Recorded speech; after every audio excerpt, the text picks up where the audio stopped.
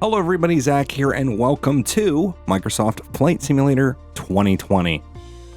And I hope this video finds you well, and I hope that if you are interested in Microsoft Flight Simulator 2020, this will be a good introduction to it for newbies and for people that are just interested in more of the flight training and overall basics. So thanks to Microsoft Flight Simulator for sending me over a copy of the game. They also partnered with some of these hardware partners to send over the Honeycomb Alpha Yoke, the Thrustmaster Pendular Rudder System, and the Logitech G Throttle Quadrant. Got all of that free to me, and I really appreciate them for doing that. Of course, that does not influence what I think of this game / simulator at the end of the day. All my thoughts are still my own, and in the effort of full disclosure too, I didn't see any of this content before it's going out. You are seeing it exactly how I want you to. So I think that's the case for a lot of people. I'm not saying that there haven't been other people that, or have been other people that haven't disclosed, but it's a great opportunity and I really appreciate them for it. Now, with that being said, I am most definitely a noob when it comes to flying. I have overall flight knowledge. I watch a lot of people fly things, virtually and in real life. But with that being said, my knowledge is not that deep on the actual flight. So I want to see how good this flight training is. I've done the flight training in X-Plane in the past. And to be honest, I've even gone further back and done it in, FSX. And it's really rough in FSX. I mean, that game is really old at this point, but it's also not that great, in my opinion, in X-Plane. So I want you to gather from this video, if you can learn at least the basics to fly. Of course, it's going to be in the Cessna 152. It's going to be something a little bit simpler. And then we're going to see some of the graphics. We're going to see some of the other stuff here. So let's go ahead and go to flight training. And we're going to start with lesson 1, basic controls and cameras. We're going to familiarize ourselves with the flight environment. So these are the basics. We're just going to be around Sedona. It's going to start us airborne with basically just some cloudy conditions. So yeah, we're going to learn ailerons, flaps, rudders, and elevators. And it gives us little tooltips down here. I have everything on, I think, easy, which gives you the most tooltips, highlights the most things. I know for the training, it's probably going to do that anyways, but this really kind of super simplifies the entire process. This is technically the mode that I think most people are going to be most comfortable with on the Xbox One because they're going to be playing with a controller. So I'm going to be using the hardware that I was sent, of course, not using a controller in this, but know that you can play it with a controller and know that it will become more gamey, if that makes sense, but the simulation model's still there. It just, can be less effects. The AI is going to take over more stuff. So let's get into the training here. We're at 4:40 p.m. and wind is at 2 knots, 219 degrees. Let's do it. Welcome to flight training. I'm your instructor, Captain Molina, but you can just call me Jess. Captain Molina. Jess? This session, we'll get started with some basic controls. Sound good? Sounds good to me. First things first, let's get familiar with your surroundings. Don't worry, I've got the stick while you get your bearings. Out your side windows, you can see we have great visibility over Sedona today. So it's going to allow us to hold the joystick left to look out the left window and right window. That's the quick look on the actual yoke. And then it wants us to do left, right, up, and down. That'll allow us to move. Those are the actual arrow keys on my keyboard. And then if we right click, this is a classic, if we right click, we can look around in the regular way. And so we can kind of zoom into with the scroll wheel and all these things, as well as look out and zoom in that way as well. So exactly kind of what you have come to expect. We can also save a custom camera. So if we wanted to save a custom camera that kind of just looks here for some reason, we can do Control-Alt-1.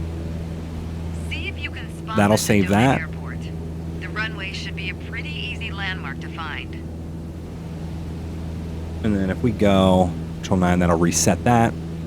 We also have a button to on the joystick that will focus on the airport. Whoops, that's my bad. There you go. There it is. Visual confirmation on the airport. So we can see Now the airport right over there. It's your turn. Time to fly this bird. The first control on our training list is the yoke. I still remember my first instructor saying the yoke is like a steering wheel. Almost. Sure, you can turn, but you can also pitch. For starters, it controls the ailerons. And the ailerons, they allow the plane to roll and bank into turns. Go ahead and try rolling to the right. So they're going to show us roll here by, we're going to turn, we're going to pull right on the yoke. Nice. Now let's see you level back out. Stable out.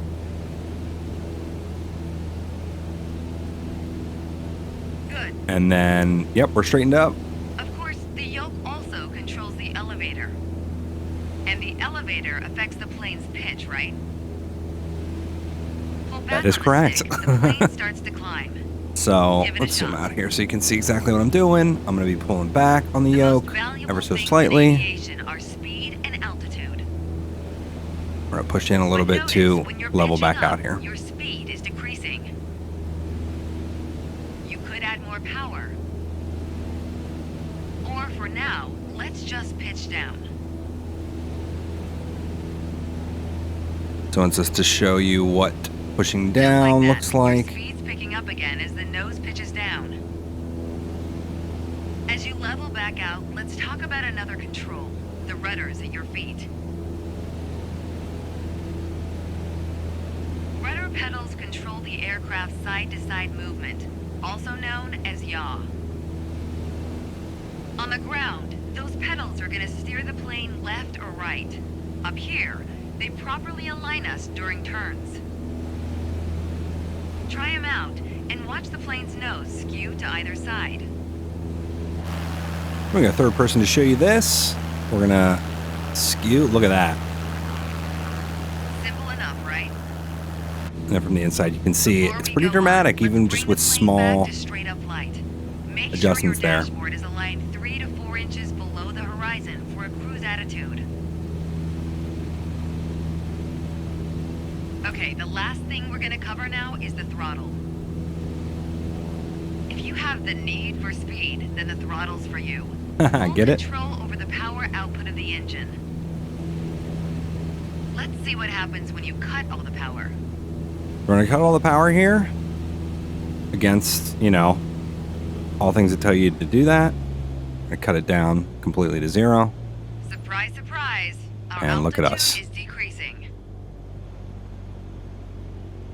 This might be a good time for a piloting PSA. Always keep an eye on your surroundings, because nobody likes a low-flying duck.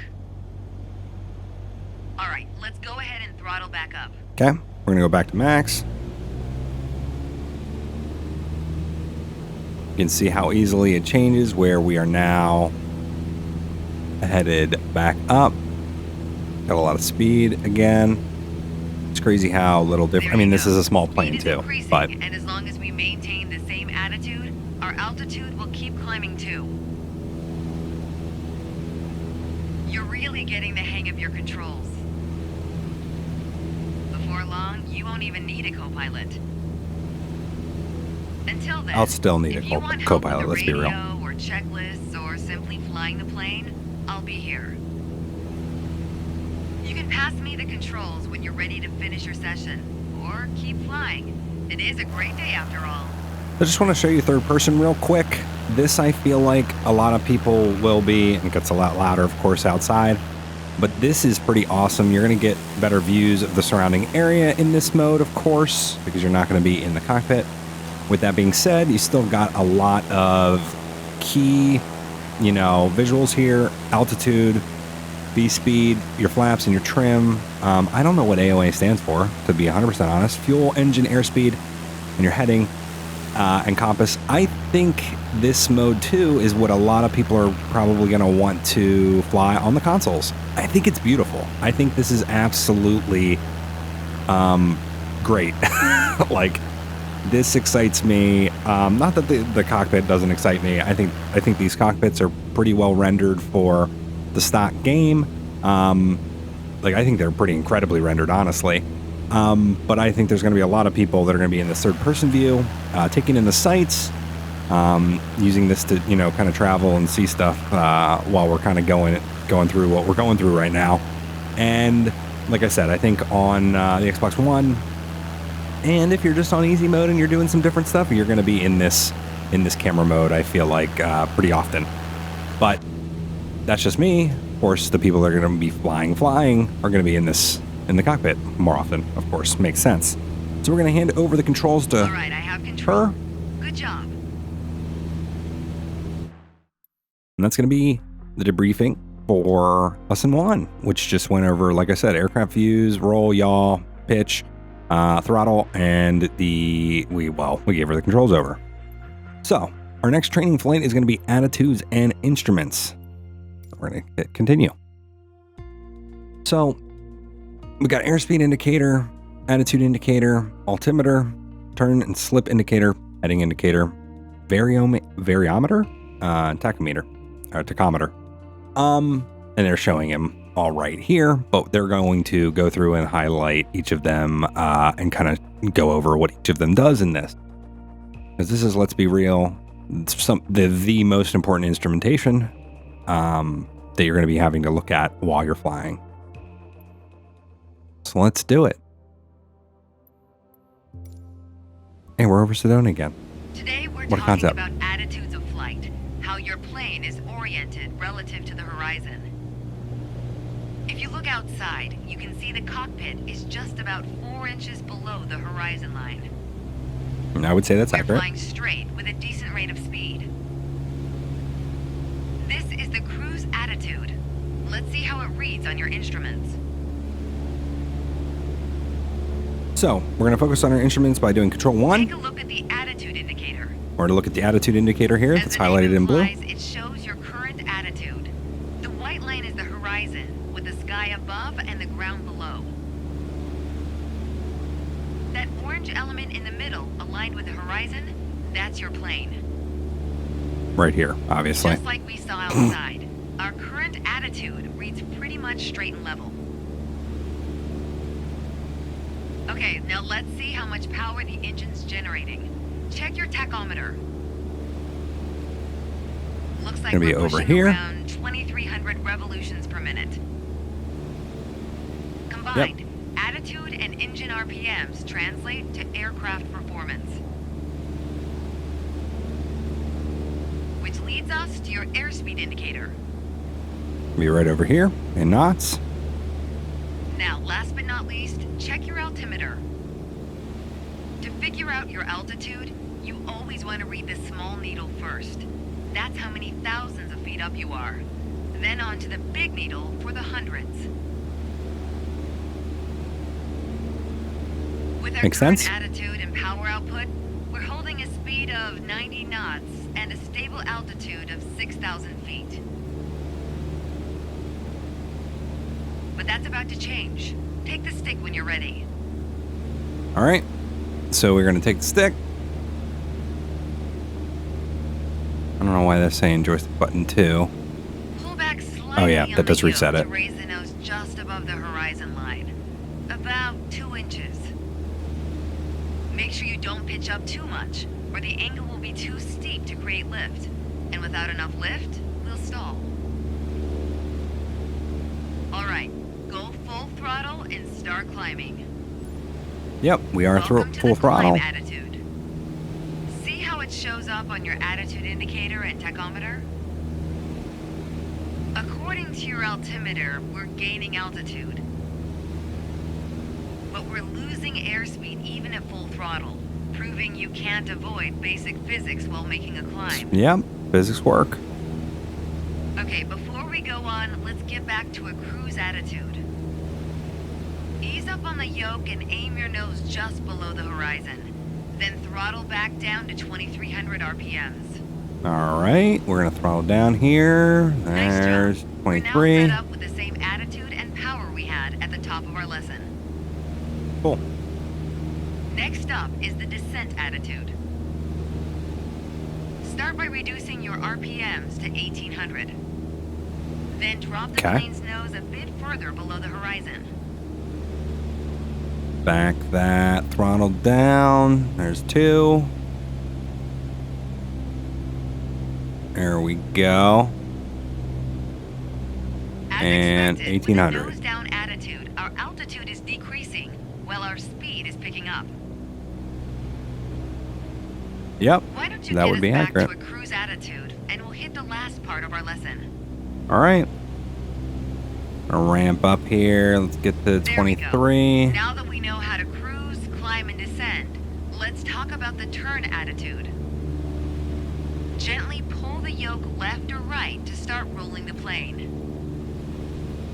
All right. If you take a look outside, you can see how our attitude's changed, but you can also check your instruments for the details. As a general rule, you always want to keep your turns under 30 degrees.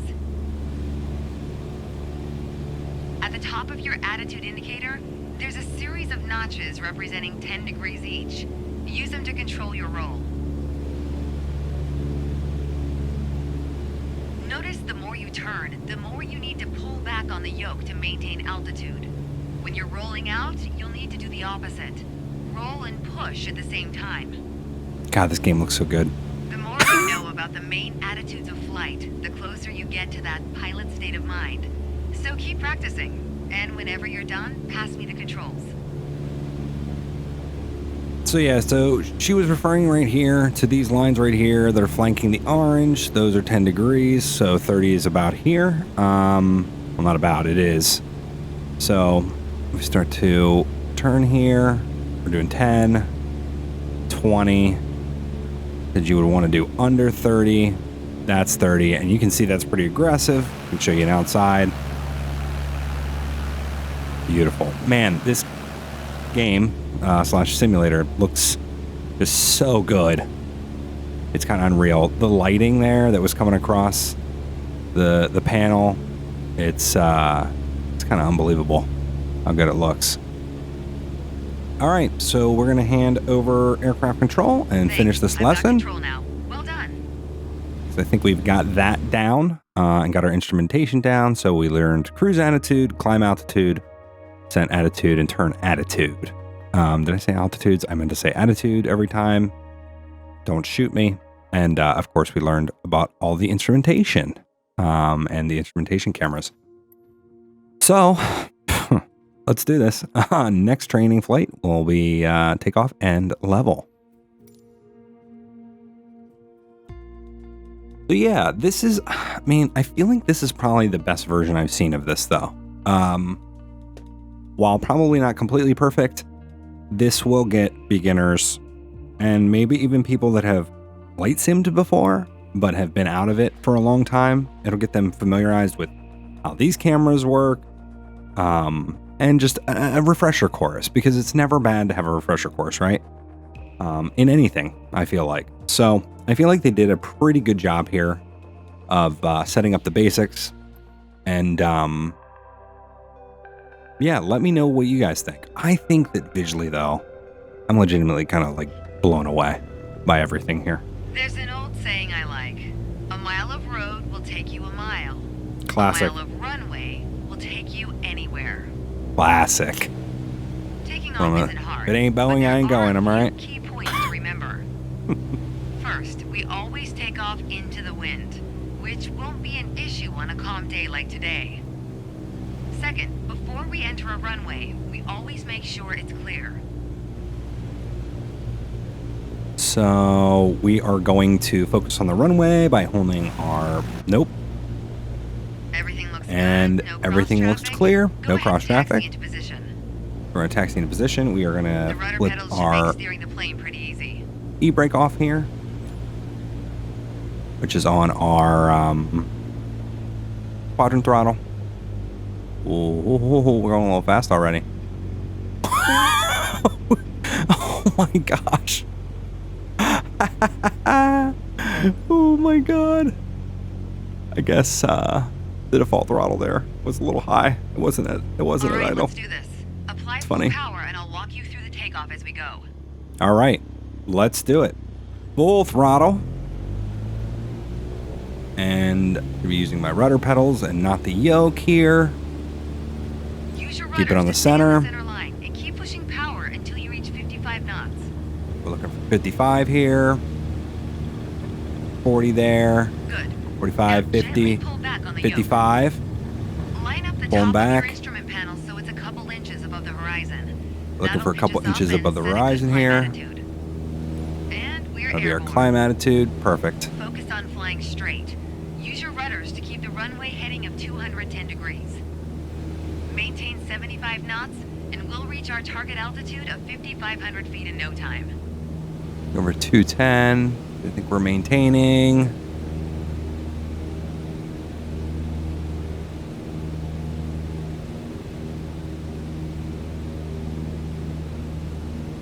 What are we trying to do? Maintain 75. Oop, I'm probably pulled back a little too much there.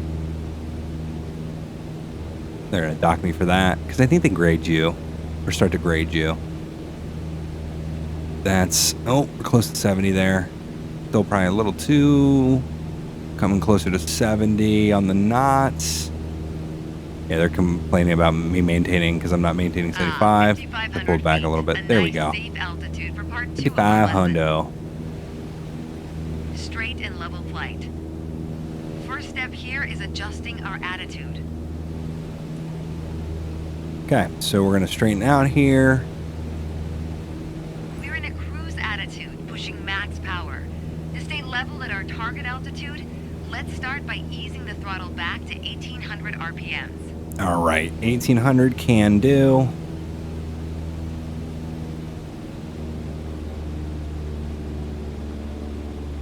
We're going to be maintaining that altitude, or attempting to maintain the altitude of 5,500. Okay, let's keep easing that back a little bit. Perfect. And Probably we're a little noticed, higher to maintain than altitude, 55, you need but to pitch the nose up. You could just keep pulling on the yoke to hold steady, but that's not really a precise adjust way our to control. trim. Probably better to adjust your trim wheel until you don't need to Yeah. push or pull on the yoke. Drag the trim down when you need to set the nose up. Drag it up to set the nose down. All right, Try so we're adding adjusting to trim keep right us at now 5,500 feet on my without actual increasing yoke, throttle. If which you feel our pitch slipping and need to get back to the proper attitude, don't worry. Just pull on the yoke, then dial in the right trim. The way I was taught, when you adjust the trim, you make rough changes at first to remove pressure on the yoke. Then small adjustments to find the perfect setting to keep your desired attitude. we're still going down, That's so the key to straight and level flight. It keep saves you adjusting. from Whoa, constantly pushing adjusted or way too pulling on the much yoke. there. And that gives you more time to enjoy the ride. If you want more practice using the trim, go for it. Whenever you're ready Yeah, to pass we're the actually controls, definitely I'll going to be practice this, and the reason I say that is because this is something that I've always, I feel like, had more difficulty with, is adjusting the trim and getting it kind of nailed down. See, we're still going down here, so I'm just trying to adjust it with some slight adjustments on the yoke. I've got a trim, or I've got these two set to do trim. To use them in sequence. That's pretty good. It's still going down. I'm going to hit them one more time. One more time. Come on. And I just want to level out. I don't necessarily need to be 5,500, but I want to stay. That's not looking too bad. We're pretty close to zero there. I'm looking at my speed. I'm looking at my altimeter. I feel pretty good about that, to be honest, for a non-seasoned anything. I don't know why we just keep going down, but I'm gonna keep adjusting up. Screw it, we'll gain a little bit here. But yeah, this is yeah, we're learning. We're staying mostly level here.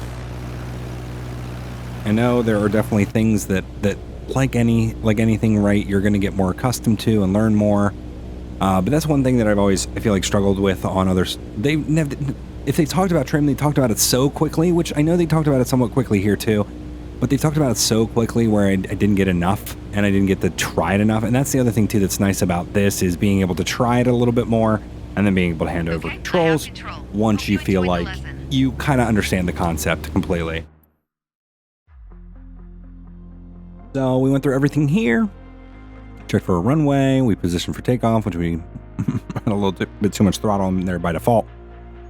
We took off on runway 21, straight and level, and like I said, we learned about the trim there.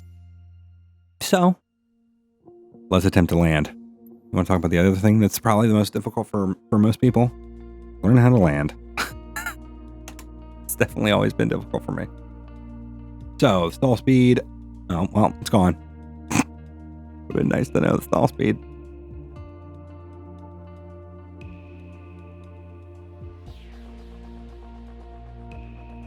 So they're saying you're basically aiming for 65 knots to land there on the glide slope. The end of the terms.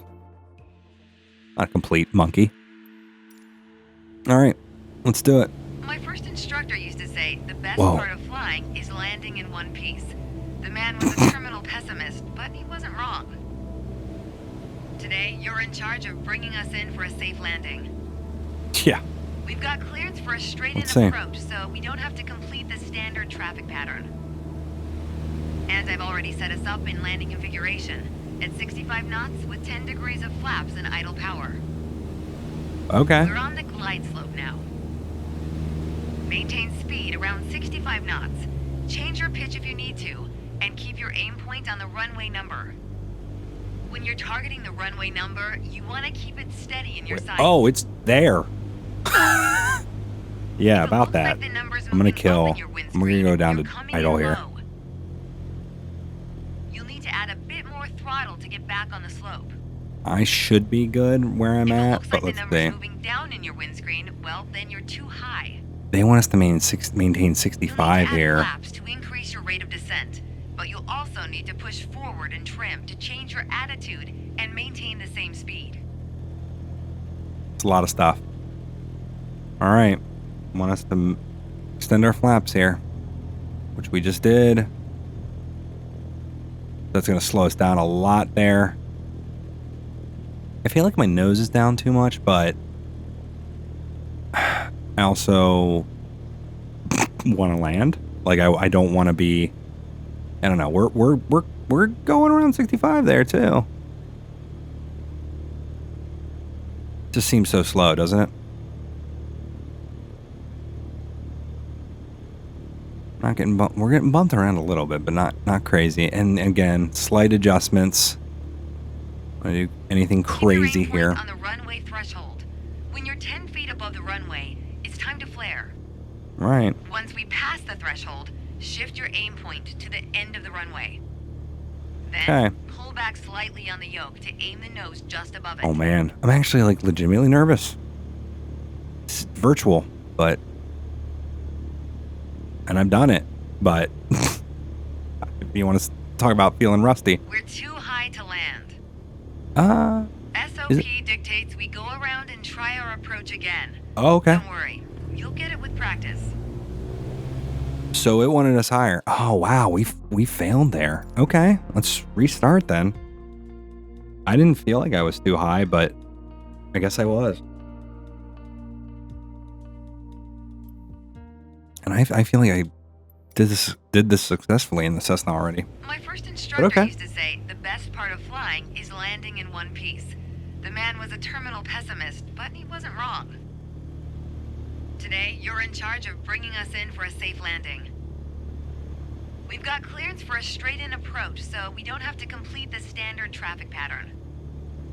I wish they allowed us to go around there, but I guess, yeah, they haven't taught us the traffic patterns and everything yet, so. We're on the glide slope now. Maintain speed around 65 knots. Change your pitch if you need to, and keep your aim point on the runway number. Ooh. When you're targeting the runway number, you want to keep it steady in your sights. All right. If it looks like the number's moving up in your windscreen, you're coming in low. You'll need to add a bit more throttle to get back on the slope. If it looks like the number's moving down in your windscreen, well, then you're too high. You'll need to add flaps to increase your rate of descent, but you'll also need to push forward and trim to change your attitude and maintain the same speed. Like we're doing better this time. But okay. They want us to extend our flaps here, which we shall do.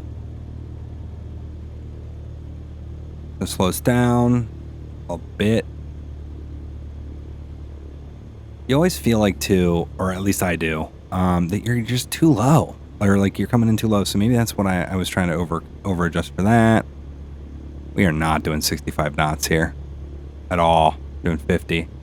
I'm talking about going too slow. This feels too slow. Don't sink. Train. No, but really it does feel too slow. So I'm going to put a little bit more throttle back in it.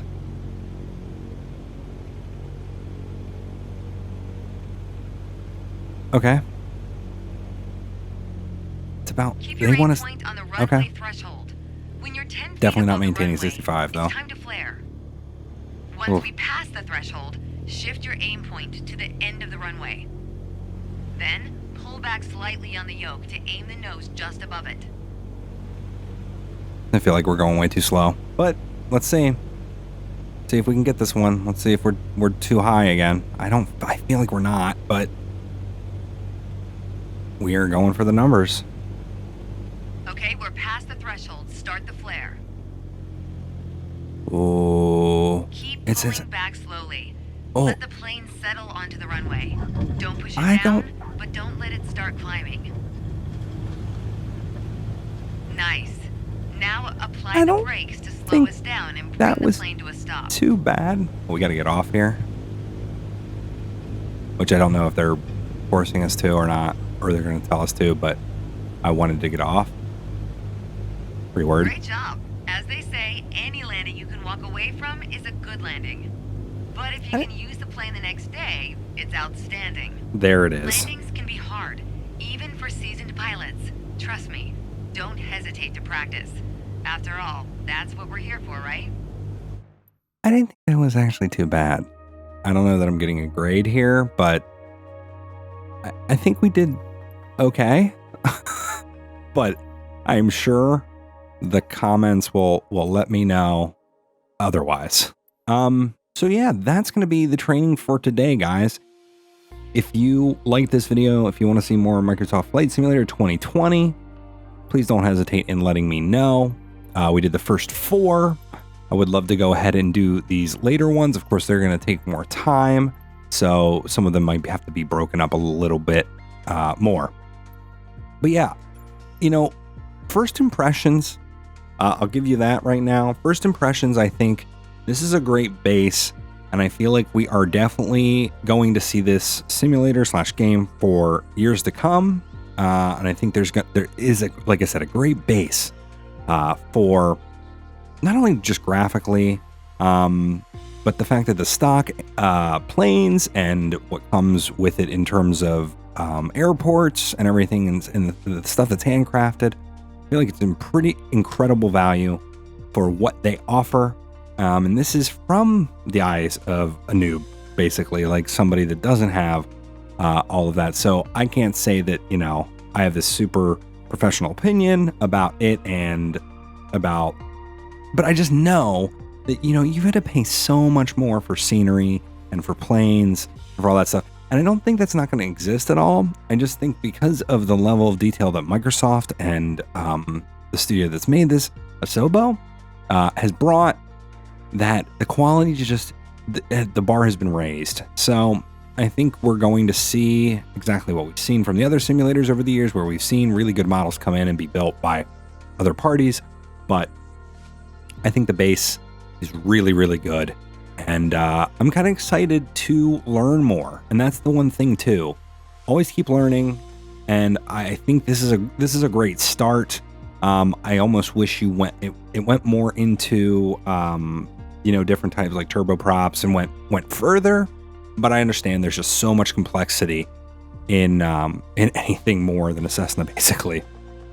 So I'm going to do my best to keep learning, and I want you to learn too. If you think this is something that, you know, pick up a controller and at least go into the planes and at least play around. There's nothing that hurts from sitting in the controller, in the cockpit and playing around and learning system. So, and there's, you know, full checklists. It will help you through ATC. There's a lot of stuff definitely in the easier settings. And actually, I think I can go here too and show you assistance. So like a good example is, I've got on custom, which is easy other than user experience for some reason. But if we do all assists, it will help you with rudder. Like, let's go through this real quick. So I'll make sure to tab or put a timestamp in here so we can go over the assistance options here, because I feel like a lot of people are going to be interested in this and potentially want to use them. So if we go through piloting, you got takeoff, auto rudder, assisted yoke, assisted checklist. Like I said, you've got the checklist that you'll go through all of the pre-checks and stuff. Assisted landing, assisted takeoff. The ATC will be completely handled by AI here. And in aircraft systems, we got auto mixture, unlimited fuel, aircraft lights, gyro drift, auto calibration, which that's good too for definitely if you don't have to worry about fuel and your lighting. Failure and damage, we don't have crash damage, we don't have stress damage, and we don't have engine stress. The icing is visual only, won't affect the engine or cause loss of power or what have you. Same with all this too. We got waypoints, which are what will pop up and say you need to go to here. Same with taxi ribbon, give you a landing path. Smart cam, I guess. Oh yeah, okay. So that'll trigger and be able to actually point it at point of interest stuff, which is pretty cool. Oh, that's cool.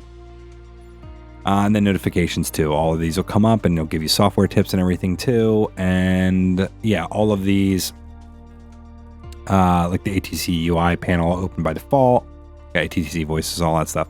But of course, if you go to middle ground, you know, it'll start to turn some of these off. Like it won't assist with the yoke. And some of these I would actually even recommend, you know, if you have a half decent setup, I would actually recommend to go through and manually set some of these. Or even, you know, start with easy and start to turn on some of the stuff if you feel a little bit more comfortable with it, of course. But I think these are great options in like, yeah, you have true to life too.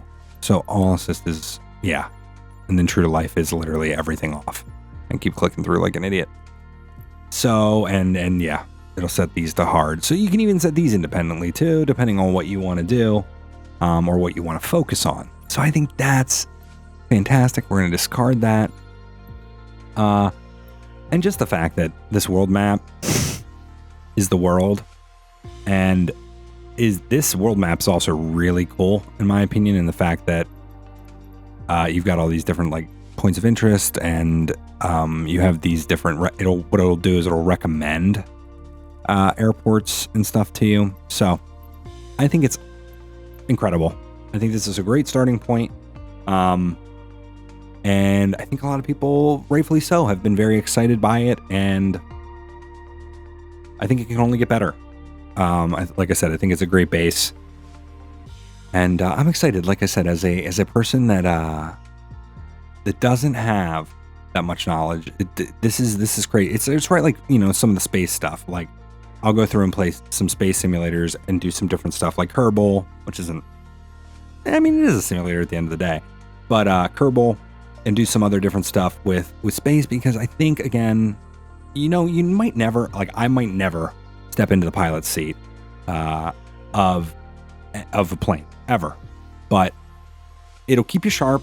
You'll learn new things, and there's no harm in that, I feel like. So if you want to check out Microsoft Flight Simulator 2020, link will be in the description. Like I said, Microsoft provided the code for the game for me early, and they also provided me with this awesome hardware.